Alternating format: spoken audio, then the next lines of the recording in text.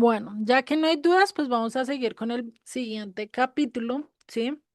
Que es Mateo 24 y 25.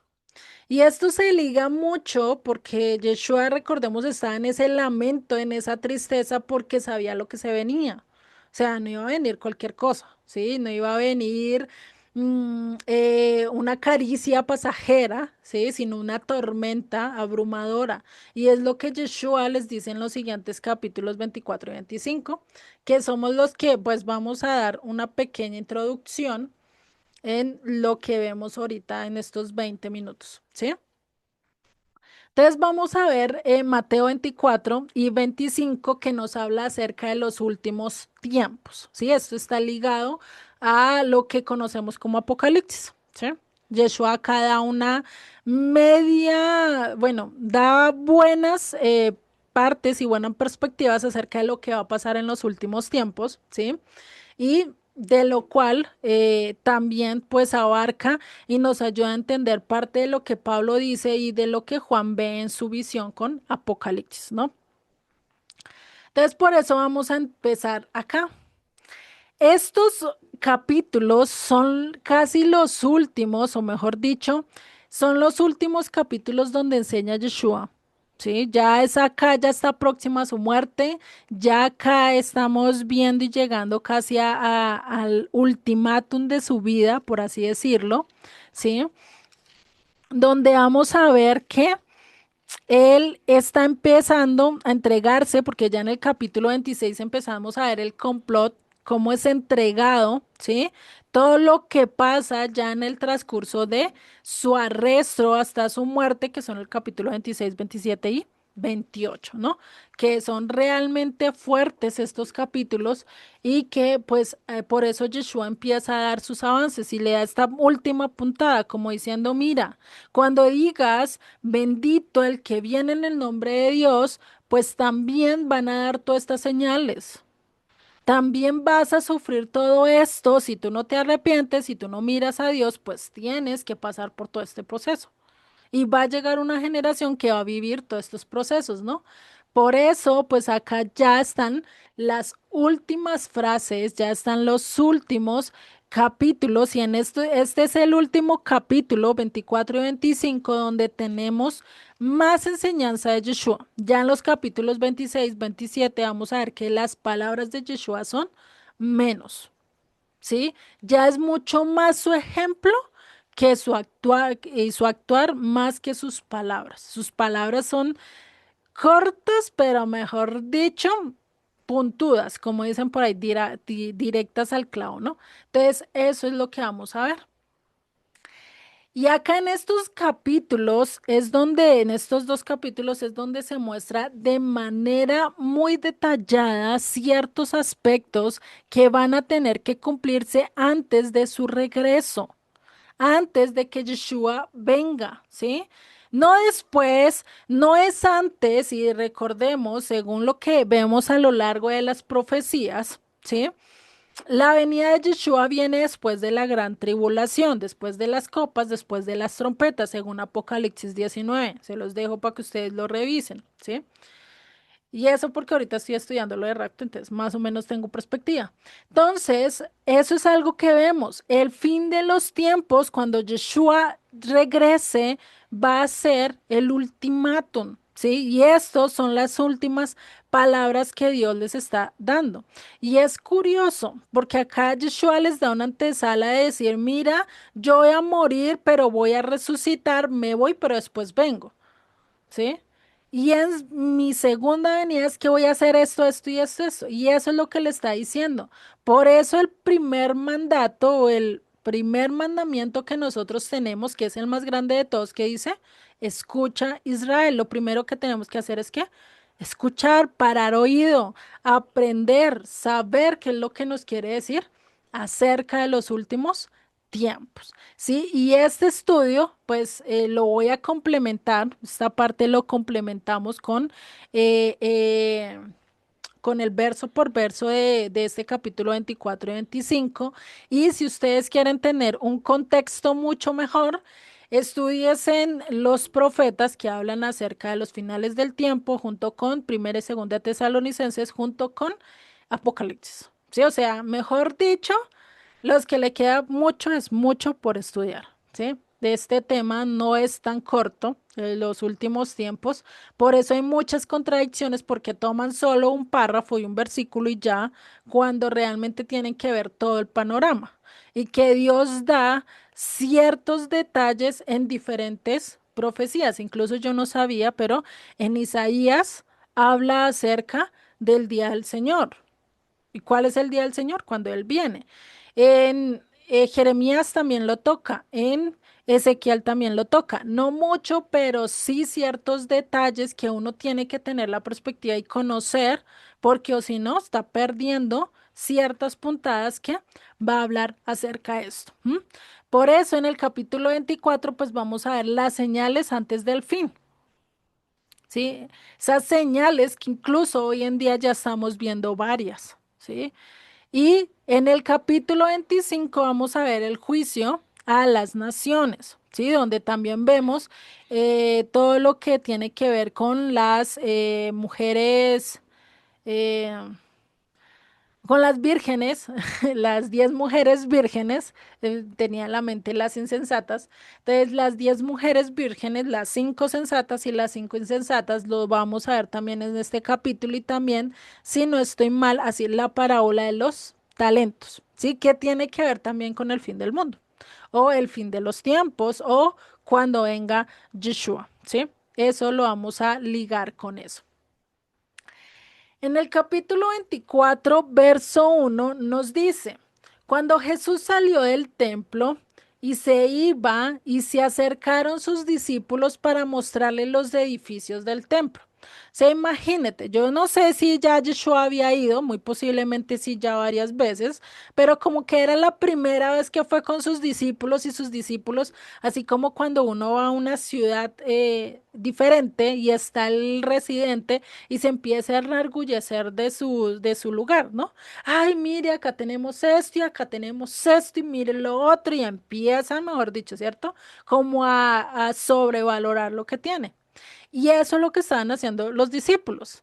Estaban exaltando el templo, olvidándose de lo principal. O sea, tenían al Hijo de Dios en sus narices y estaban más preocupados por las paredes de un templo. O sea, curioso, ¿no? Pero así somos nosotros.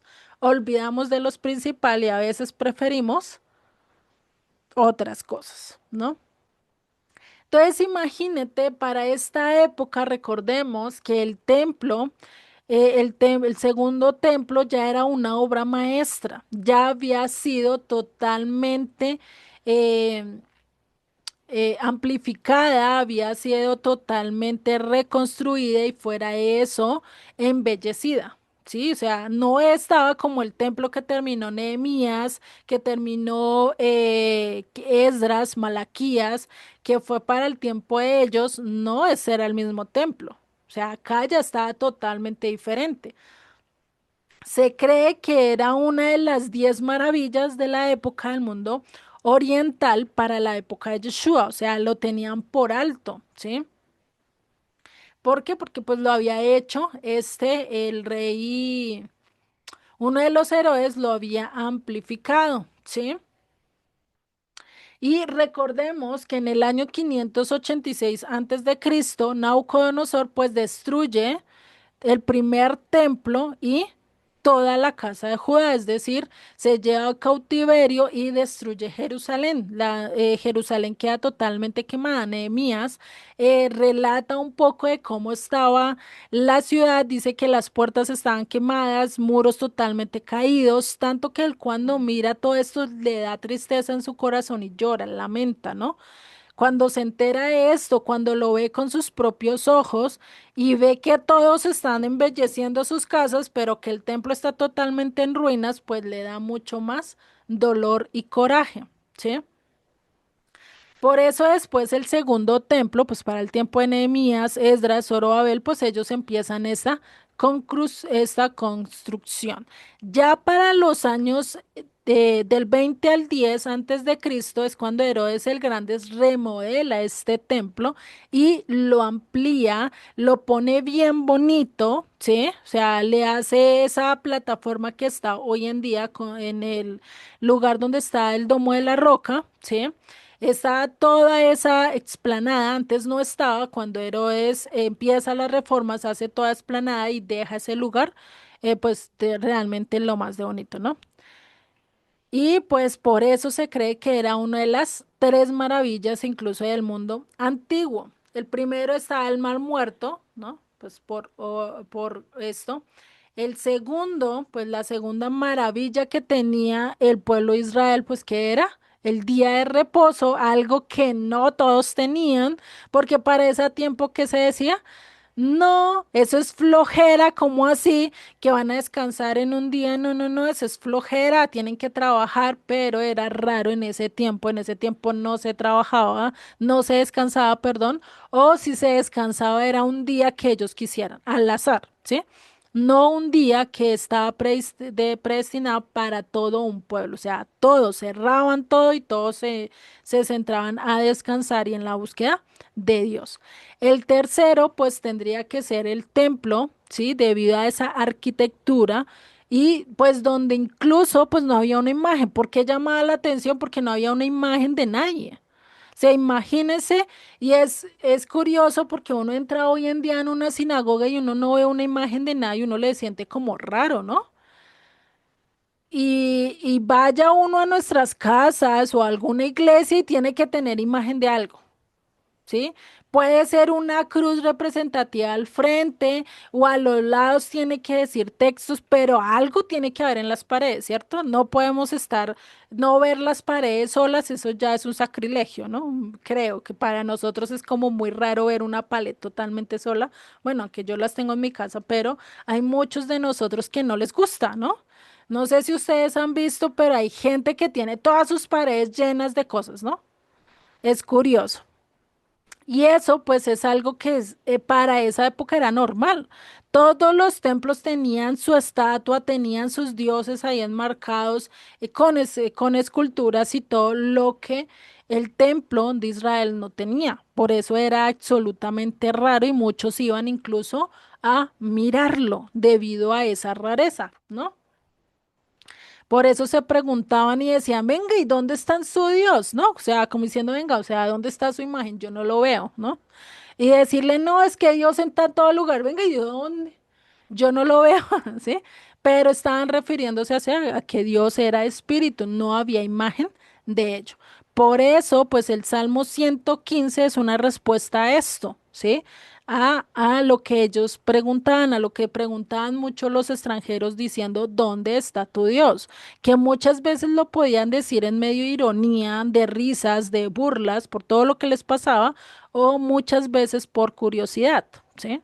Depende del tono, esa palabra puede cambiar, ¿no? Y eso lo vemos en Salmos 115, verso 2 en adelante. ¿Por qué han de decir las gentes dónde está ahora su Dios? Nuestro Dios está en los cielos. Todo lo que quiso ha hecho.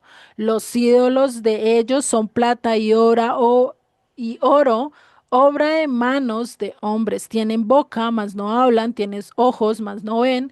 Orejas tienen, mas no oyen. Tienen narices, mas no huelen.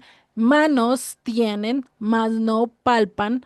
Tienen pies, mas no andan, no hablan con su garganta, semejantes a ellos son los que lo hacen y cualquiera que confía en ellos. Imagínate lo que está diciendo este salmo. Y si nosotros pues dejamos y nos dejamos llevar por ídolos o estatuas, pues definitivamente terminamos como ellos, ciegos, sordos, mudos, porque no entendemos realmente lo que Dios nos quiso decir. Por eso los discípulos pues estaban orgullosos, diciendo, uy, este es nuestro orgullo nacional. Es como cuando alguien viene de X lugar y nosotros le decimos, no, mire, vaya, visite esto, pues porque para nosotros es un orgullo de la ciudad, ¿cierto? Muy posiblemente para ellos también era eso, ¿sí? Pero al fin y al cabo era un lugar de ladrillo, de cemento, de pegante, ¿sí? Muy bonitas, muy ensambladas bonitamente, ¿no? Y qué curioso que esas piedras, pues yo no sé cómo lo hacían para ese tiempo, cortarlas de tal manera tan perfectas que hoy en día vayan a hacer eso y realmente no pueden mucho, ¿sí? Y aún sin maquinaria, sin ingenieros, yo no sé cómo harían eso y cómo Herodes el Grande terminó haciendo semejante belleza del templo, ¿no? Y por eso los discípulos estaban tan sorprendidos y le mostraban y le, mejor dicho, estaban súper orgullosos de un templo que realmente al fin y al cabo era físico, era piedras, ¿sí? No era tan representativo y por eso Yeshua les termina diciendo, respondiendo él les dijo, verso 2, Mateo 24, ¿veis todo esto? De cierto os digo que no quedará aquí piedra sobre piedra que no sea derribada. O sea, imagínate semejante cosa que les dices, es una bomba, ¿no? Que vayan y te digan, no, es que tal lugar que tú amas, que tú exaltas, que tú dices que es el patrimonio cultural de tu nación, y te digan, no, es que eso va a ser derribado, eso no va a durar, pues lo primero que tú dices, no, ¿cómo así? O sea, ¿sí? ¿Por qué vas a hacer eso? ¿Por qué van a hacer esto? No digas eso, que eso no pase, ¿no? Muy posiblemente diríamos eso, ¿cierto? Y realmente eso es lo que pasa hoy en día.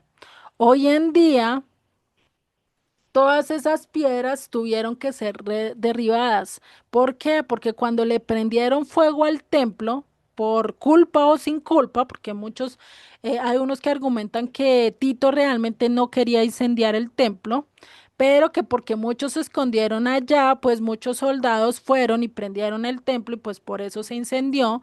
Y mucho del oro que estaba incrustado entre las paredes, pues lo que hizo fue derretirse y por eso pues los soldados por el oro y por la codicia, pues terminaron destruyendo el templo piedra por piedra hasta sacar el último granito del oro. Yo creo que ese día se les hizo pesos los ojos y no vieron otra cosa que no fuera oro, pues con tal de cumplirse esta profecía, pues sabemos que para Dios no hay nada imposible, ¿no? Entonces imagínate cómo fueron derribadas, tanto que hoy vemos así el templo, estas son las rocas que antes estaban en la esplanada que estaban acá arriba. O sea, ¿cómo tendrían que hacer y la fuerza y todo que tendrían que hacer para haber tirado todas esas rocas que estaban acá anteriormente en el templo? O sea, debieron haber dicho, no, venga, esto no tiene oro, venga, tíralo por allá. No, esto no tiene oro, tíralo por allá, ¿no? Imagínese. Pues digo yo, ¿no? Para que hubieran hecho semejante y no hubieran quedado las ruinas en el mismo lugar. Y se cumpliría lo que Yeshua dijo, no quedará piedra sobre piedra en este lugar. ¿No?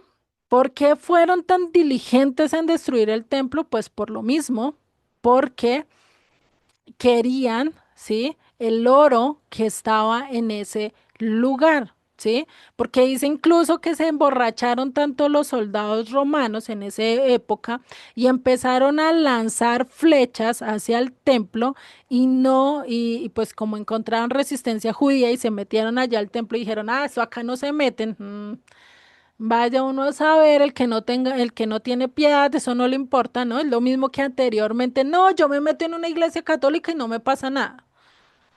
Y eso era el que le tenía respeto, no lo hacía, pero para el que no tuviera respeto, papá todavía entraba y hacía su maldades, ¿no? Y pues eso es algo que estaba pasando acá y por eso el templo terminó realmente totalmente, totalmente quemado, incinerado, tanto que pues los acabados de mármol y el engaste de oro pues empezaron a fundirse con las piedras y por eso terminaron destruyendo todo eso, ¿sí? Y por eso, pues se tendría que cumplir eso. Y yo incluso creo que hasta Dios les puso dinero en los ojos. No se van de acá hasta que no saquen todo el oro. Sí, pues diría yo, ¿no? Pero pues bueno, son cosas que pasa y que Dios permite, pues también para mostrar su perfecta voluntad. Recordemos que esta fue la primera revuelta, que para parar esa revuelta judía, que fue entre el año 64, que duró siempre harto, y pues esta incluso terminó hasta llevando hasta la masacre o el asedio a Masada, que todos prefirieron eh, eh, se me olvidó, todos prefirieron suicidarse, si ya se me olvidan las palabras, que en vez de caer en manos de los romanos, ¿no? Lastimosamente. ¿M? Vamos a ver este video y con este último video nos vamos y la próxima clase seguiríamos, ¿listo? Entonces, vamos a ver este, no sé si les quitaré de pronto unos minuticos, pero como para no quedarnos sin el video, ¿listo? Bueno. Si vemos realmente fue muy duro, o sea, no fue nada, nada tan, eh, tan menos sufriente, ¿no? Pero realmente fue algo duro. Realmente hubo mucha gente, porque pues ahí dice los habitantes eran tantos, pues sí, pero todos los judíos que venían de diferentes lugares a celebrar la Pascua y preciso terminaron en ese lugar, pues imagínate, ¿no? O sea... no podemos decir que fue algo que Dios no quiso, fue algo que Dios ya había descifrado, ya había dicho, ya había decretado, y por igual porque por la misma maldad del pueblo, por la misma arrogancia de los líderes religiosos que estábamos viendo acá en el capítulo 23, ¿no? Por eso vino también este juicio contra el pueblo, ¿no? Por no aceptar realmente a Yeshua, no cambiar la actitud, sino seguir con esa actitud arrogante que después, cuando estemos en Hechos y o cuando estudien Hechos, pues van a ver que los discípulos también fueron azotados. Todos incluso les dijeron, venga, no tienen que hablar más de ese Jesús, sí, ya no hablen más de él. Incluso uno de ellos dicen, ¿cómo no vamos a hablar de Dios? ¿Acaso ustedes van a poder callar al mismo Dios? ¿No? O sea, entonces imagínense todo eso y que realmente esto es crucial a lo largo de la historia y por eso se dicen que todos los evangelios, todo lo que está escrito en el Nuevo Testamento, pues tuvo que ser antes del 70 después de Cristo. ¿Sí? Porque o si no hubiera, si hubiera sido después, pues algo tuvieran que haber hablado, porque este evento, pues, o sea, rompió toda magnitud, ¿sí? Si lo habló un historiador, alguien que está congraciado con Roma, ¿no? ¿Por qué no hablarlo los mismos aquellos que escucharon a decir a Yeshua, no sobrevivirán, no quedará nada de esto, piedra sobre piedra va a caer?